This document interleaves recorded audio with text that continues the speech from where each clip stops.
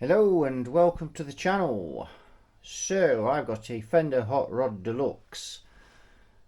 Most people know this amp. It's been around for years. This one belongs to a really good friend of mine who I've known for a number of years. In fact, someone who is about 7 years older than me, and I actually went to watch him play when I was 8 years old. He was about 15 at the time, I think. So yeah, I've known the guy a long time, and this amp has been gigged. He's been a gigging musician for years and years, and this amp has really done some work, and it's quite nice to get an amp in that's been gigged. It's like the real deal. And if we can see, we look on the faceplate there, you know, this amp's been in and out of clubs, and you can see that it's well used. But it has a bit of a problem, so we're going to have a look at this amp and sort it out. Right, I've got this amp running, and what we're looking for is apparently when the guitar's played through this, gets a cracking sound, so we need to find out what that is, whether it's a tube or the dry joint or something. So you can see there's a lot of work being done on this amp, and we've got these radial converter, axial to radial converter, just little PC boards there, adapters, which are really cool. So it's had a recap. We've got the same over there. I've got another one. Perhaps can't see them as well on the camera. If I turn it round that way, you can see the edge of it now. So we've got those in. Resistors have been raised off the board, so that's good. So a good amount of work done on this amp. I'm presuming it's been converted to 240 volts because the you can see the cables obviously have been changed round on the, well, the cables have been moved, so we're guessing that's been done. I will check, but I'm guessing it has.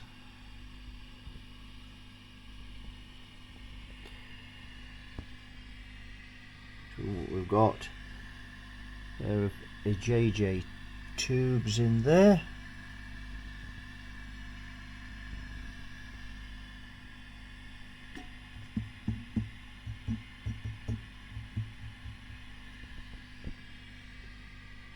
So it seems I have got it on the current limiter at the minute, and it seems to be running fine. Just flick it off the limiter. I'll keep my finger on the button because it could be tube related.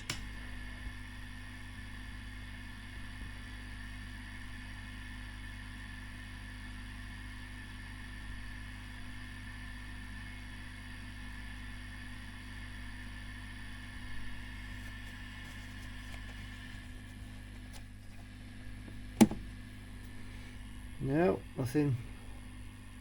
Right, let's plug a guitar into it then.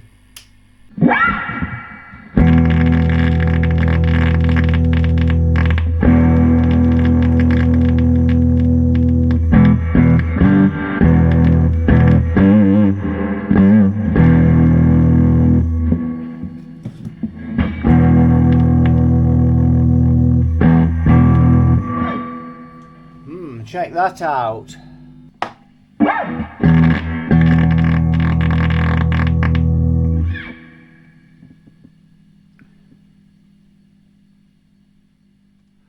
I had the light out looking in the tubes just to see if there was any arcing or anything, but doesn't seem to be any. Not sure on that one. So we'll have to do a bit of searching round, won't we?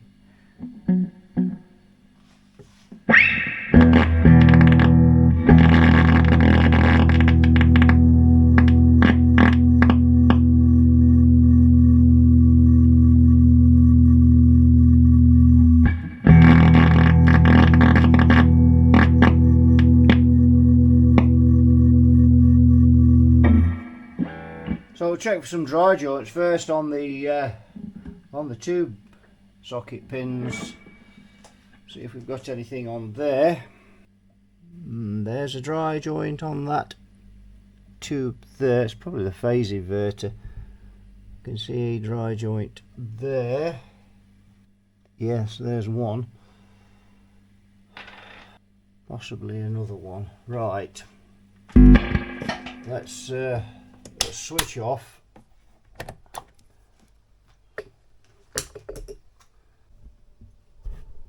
we'll try and get in with this camera and see. You can see those dry joints there, double digents as I like to call it. Oh, let's get something non-conductive because it has been turned on. So you can see we've got a dry joint there, and possibly there as well. So I think first thing we're going to do is just solder around this socket.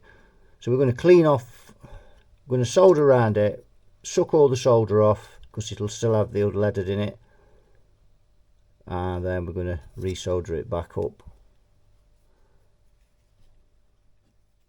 See, this socket has been soldered. Let's go across into there. You can see this socket's been soldered at some time, so we've obviously had dry joints on there. Don't see any on the output tubes. Just come across at a glance. Shout if you can see any. What that one? Not sure. Oh, there's one on this tube here. Just come across. If we look, just watch these because these wires will send it out of focus if they get in front of the lens. There, that looks dry jointed as well. At a glance, so I think what we'll do is we'll just give these two sockets a reflow and just see how we go with that. Just see if that cures it. So the first thing we've got to do is get the tubes out, and I'm not pulling the output tubes out yet because they'll be scalding hot. But we could get this preamp tube out because we don't want to be soldering on the pins. So we've got him out. We'll just pop him inside the amp there, that preamp tube. You see now I've got a better light on it, and you can see that socket is dry jointed. I mean, whether that's causing the crackling, but or not, but it's definitely dry joint there as well. So we've also got one dust in there. One there, I think. So yeah, so we'll just brush that dust off.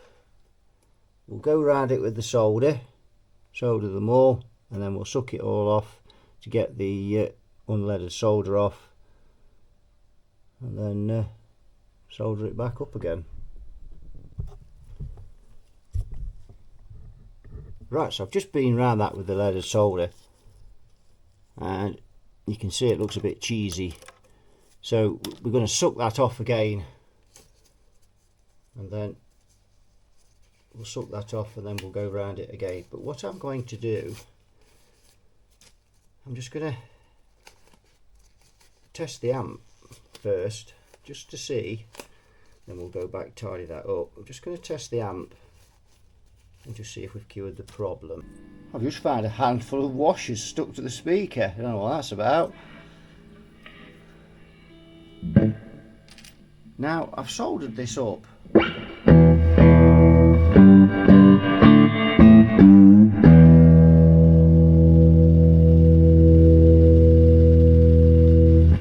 That sounds like the speaker. It does. Let me just flick it off the current limiter.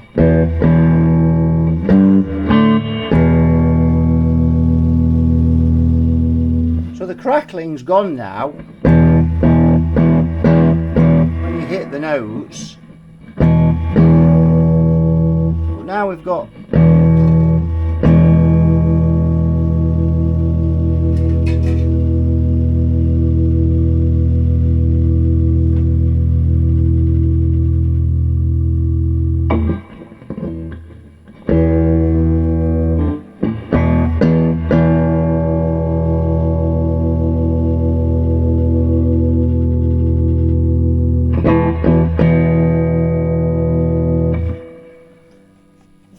bass in on it.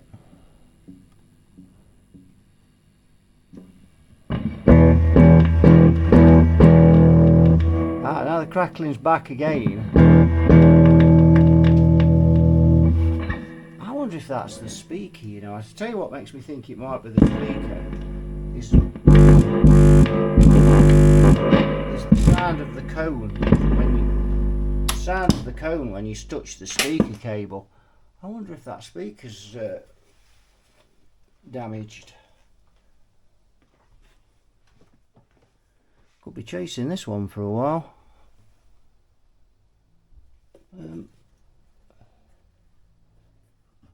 Sockets here. Let's just put another speaker in it and eliminate. At least we can say no, yes it's that, or no it's that. This should be a pretty easy one.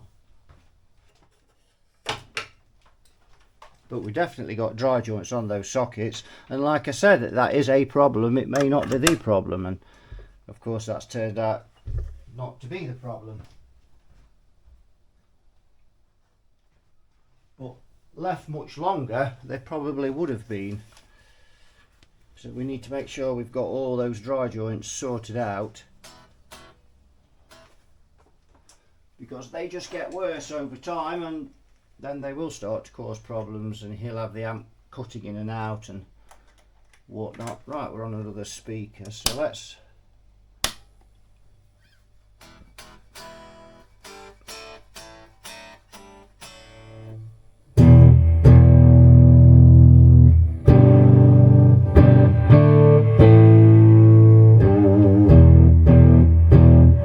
no, we've still got the same problem.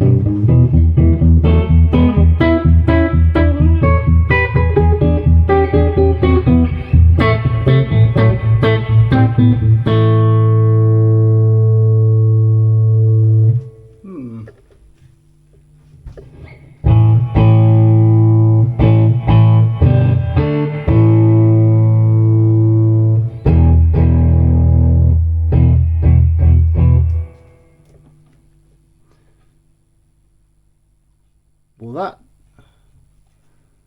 take some of the bass out and just try and clean it up.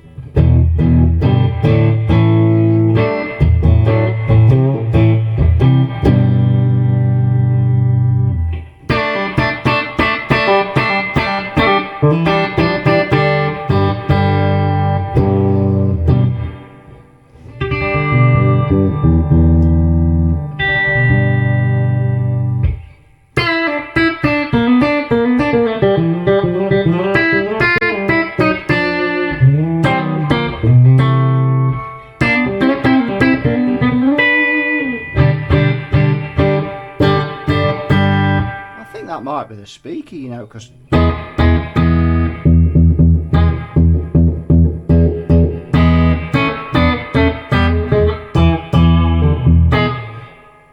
I think that's the speaker, because that seems fine on that cabinet.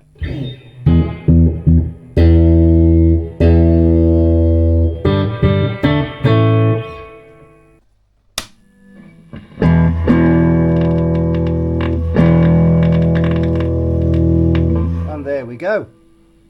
So that sounds like the speaker to me, and it was only when as I say, when I went to plug it in again and I touched the end of the lead and I thought, that cone sounds a bit throaty.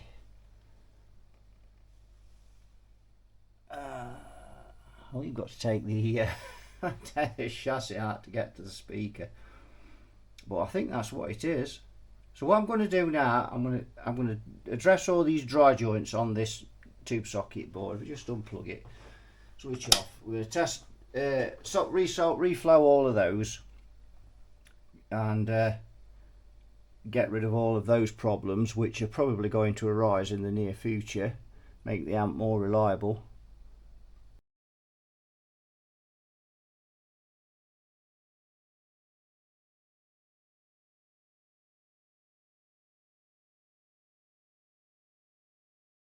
Right, so I've found a really nice pair of 588-1s to go in this amp, and yes, normally 588-1s don't replace 6L6 GCs, but this amp, those 6L6 GC JJs were biased at, wait for it, 9 watts.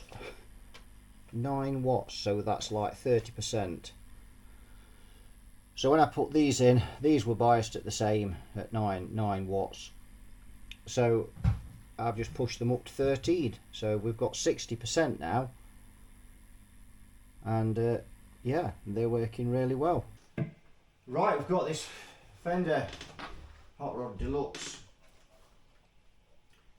And we've got it all sorted out. And I put, as I say, I put a set of 588-1s in this amp. And the bias on this with those 6L6s in was really low, and was, just looking at my notes on here, was 8.74 on one side and 9.62 on the other. So that was really low, and I did wonder why when I leaned on this amp a bit, turned it up, it sounded a bit muddy. When the bias is cold, they just never sound right, not to my ears anyway. So I put those a pair of 588-1s that I'd got in, and obviously they've got a lesser dissipation, and the bias has never been changed on this amp because you can see the red paint on the adjuster, so the bias had never been changed. So the tube's just been put in, and obviously those JJs probably just don't draw as much current as the previous tubes that were in there. But most of these Fender amps are never biased more than 16 watts idle. We know that a 6L6 GC is what, 30 watts dissipation, so that's well under. 21 is 70%. Remember, most fixed bias amps are biased at 70% idle. So I've got these tubes now biased. What did I bias them at the finish?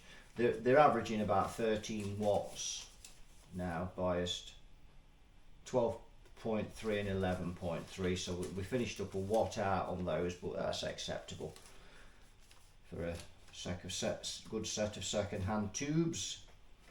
So yeah, so we're still now, but obviously the dissipation on the 588-1s is only 23 watts, so this amp is now running much better, and it's a much thicker tone as well. It just sounds much nicer with those in.